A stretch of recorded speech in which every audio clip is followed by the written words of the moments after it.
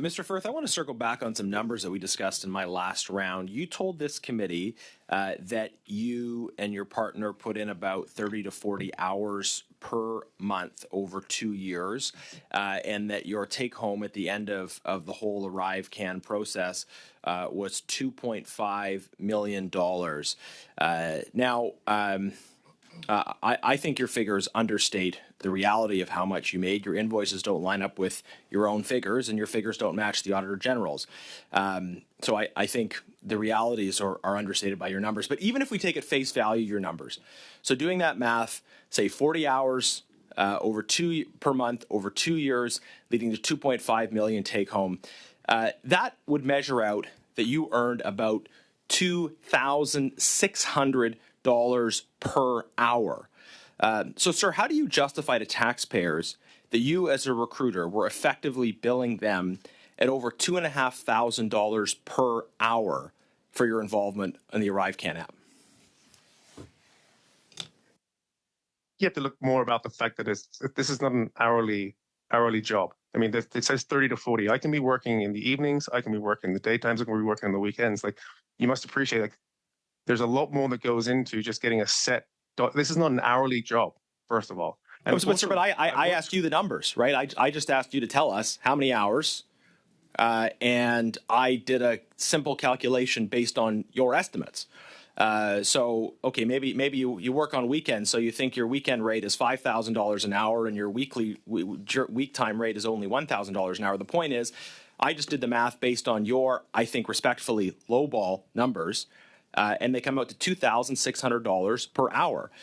Do you think for Canadians that are struggling under the burden of taxation and other challenges that they face in terms of affordability and cost of living, do you think you can really justify to them that you, who was recruiting other people to do IT work, were billing at $2,600 an hour? First of all, I don't make this decision. The government obviously is valuing what myself and my firms and firms like us do. So I can't comment on what my hourly wage is. I can just comment on the fact that we've had 55 contracts prior to these ones at CBSA where the government's seen value in everything we do. So right, sir. I don't make that decision. I actually think you make a fair point there. This is a question that I should be asking to the government. If they're paying you at this rate, why are they doing it? And these are questions that I think we need answers to. Sir, I want to ask you about Dalian's role in this deal. We found out some very striking things about Dalian recently. As far as you were able to see, what did they do for the $7.9 million that they purportedly got for their involvement in ArriveCan? I'm sorry, I had no interactions during ArriveCan. They had their own contract, and I had my own. I didn't have any interactions with them. Did you have any discussions with them before or after the bid? No, not at all. They were not part of they were not part of any of the three. You're telling us you never discussed or the ArriveCan work with Dalian. Oh, no. Oh, you did discuss it. Sorry, go ahead.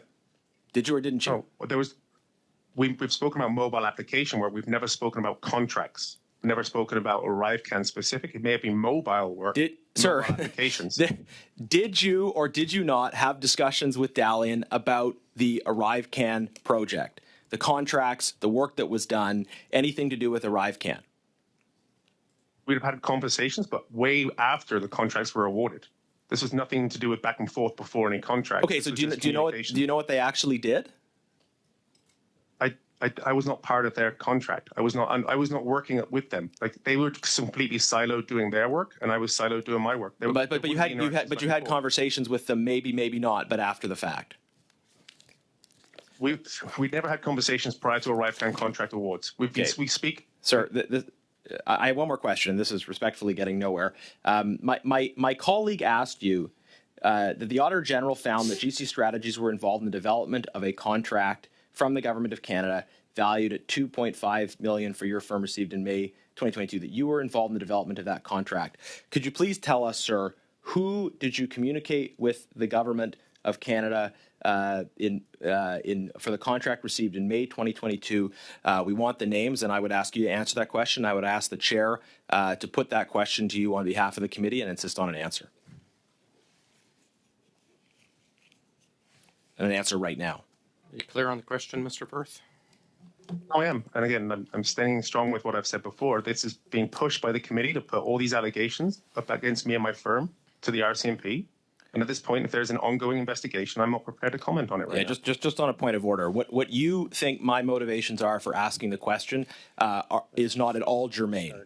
I'd like the chair to put the question to you, and you have an obligation to answer it, whether you want to or not, because of the rules that apply to Parliament, to its committees, and to witnesses who come before it. So, Mr. Chair, could you put that question and insist on the Mr. Firth, answer? we would appreciate an answer, and the fact that you've stated yourself you have not been, or GC or your partner have not been contacted by the RCMP, leads me to believe perhaps they're not going down that path with you. So I think the committee and taxpayers would appreciate a response to Mr. Genuis.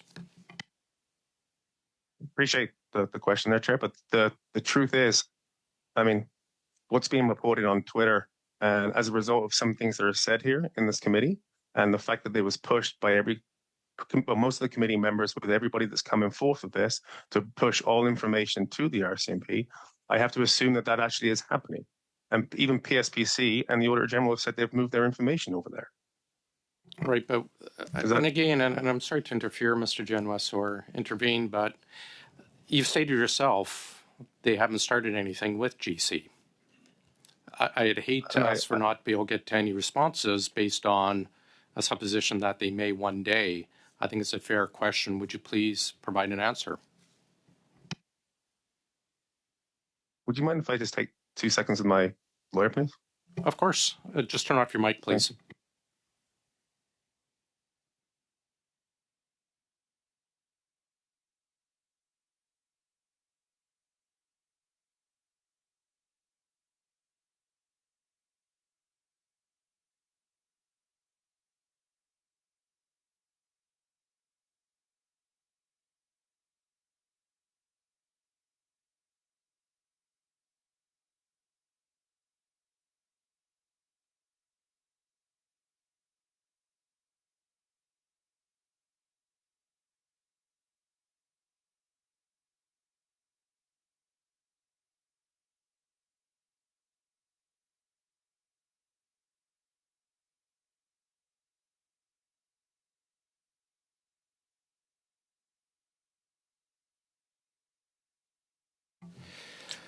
Colleagues, we were, sorry, Mr. Oh, go ahead, Mr. Firth.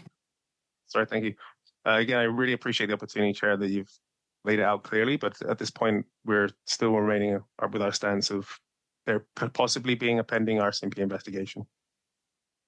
I will advise you, as I'm sure you're aware, you do have parliamentary privilege, which would allow you the right to speak, but I understand. I'll let my colleagues who brought up the question pursue it a different way. We have Ms.